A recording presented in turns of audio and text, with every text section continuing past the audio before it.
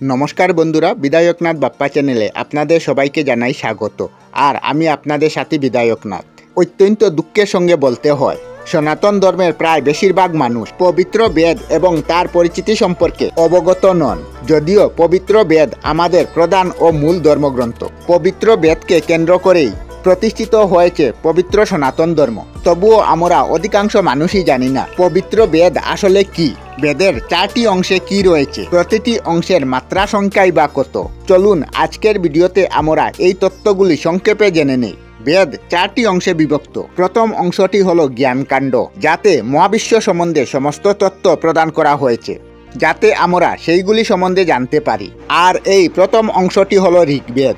দ্বিতীয় অংশটি হলো কর্মকাণ্ড, অর্থাৎ যদি আমরা প্রথম অংশে জ্ঞান অর্জন করেছি সেগুলিকে কিভাবে বাস্তব কর্মে রূপান্তরিত করা যায় তা আলোচিত হয়ে এসেছে। আর এই দ্বিতীয় অংশটির নাম হলো যজুর্বেদ। তৃতীয় অংশটি হলো উপাসনা কাণ্ড, যাতে আমরা কিভাবে ঈশ্বরের উপাসনা করতে পারি এবং কিভাবে প্রথম অংশকে সম্মান করে আনন্দে জীবনযাপন করতে পারি, তাই এই অংশের আলোচ্য বিষয়। এই তৃতীয় অংশের নাম হলো সামবেদ। চতুর্থ অংশে সমস্ত সংশয় বিবরণ করছে, ত্রিপাদ দুঃখ থেকে রক্ষার উপায় তথা ব্রহ্মবিদ্যার অনুপম দর্শন করছে, তাই হলো অথর্ববেদ।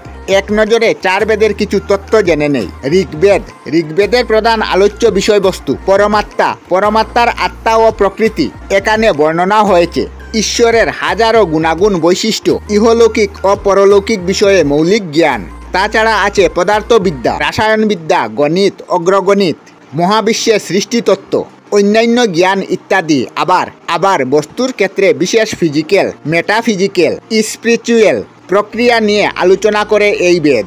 ঋগ্বেদের মাত্রা সংখ্যা 10,525টি। মাত্রাগুলি এক বা একাধিক ক্ষেত্রে সূক্ত তৈরি করে। একাধিক সূক্তের সমষ্টি হল মণ্ডল। সেই বেদ মণ্ডল নামক 10টি অধ্যায়ে এবং প্রত্যেকটি মণ্ডলযুক্ত নামকে 1028টি উপ অধ্যায়ে বিভক্ত।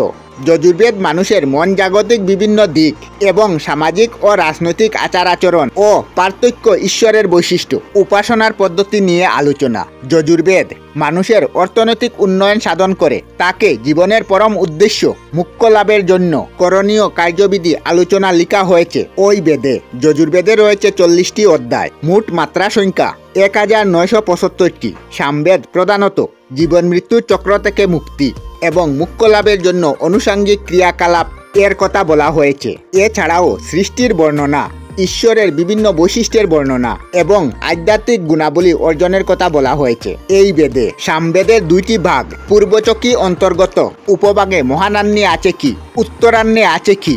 মোট মন্ত্রের সংখ্যা হলো 1875টি। সামবেদের উদ্ধৃতি দেওয়া 3টি উপায় আছে। প্রথমত সরাসরি মন্ত্রে লিখা, দ্বিতীয়ত আর্জিক লেখে প্রপাঠক, অর্ধ প্রপাঠক, সরস্বতী মন্ত্র, এই 4টি সংখ্যা। তৃতীয় অধ্যায় অখণ্ড ও মন্ত্র।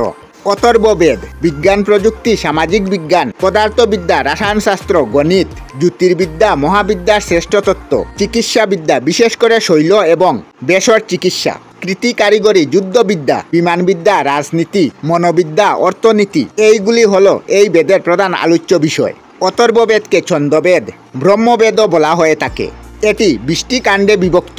এই বেদের মোট মন্ত্র সংখ্যা হল 5977টি, অর্থাৎ 4 বেদের মোট মন্ত্র সংখ্যা হল 10,852, 1975, 1875, 5977। মোট মন্ত্রের সংখ্যা 30,387টি।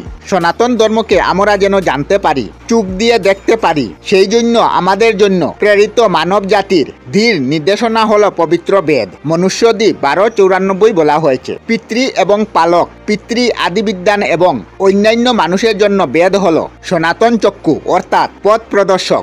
একে কোনো পুরুষ সৃষ্টি করতে পারে না, এই জন্য অপৌরুষীয় তথা অনন্ত মহাবিদ্যার দ্বারা যুক্ত। এই বেদ নিশ্চিতভাবে স্বীকৃতি। জয় সনাতন ধর্মের জয়। আমরা আমাদের চ্যানেলে সব ধরনের ভিডিও আপলোড করি, যেমন ব্লগ, নিউজ, কুকিং ভিডিও, ধার্মিক আলোচনা ইত্যাদি। যদি আপনারা এই ধরনের ভিডিও দেখতে পছন্দ করেন তাহলে এই চ্যানেলটি নিশ্চয়ই সাবস্ক্রাইব করবেন। আমি আপনাদের সাথে বিধায়কনাথ আজকের মতো বিদায় নিলাম। আর ভিডিওটি ভালো লাগে লাইক, শেয়ার ও কমেন্ট করবেন। ভিডিওটি সম্পূর্ণ দেখার জন্য অশেষ ধন্যবাদ।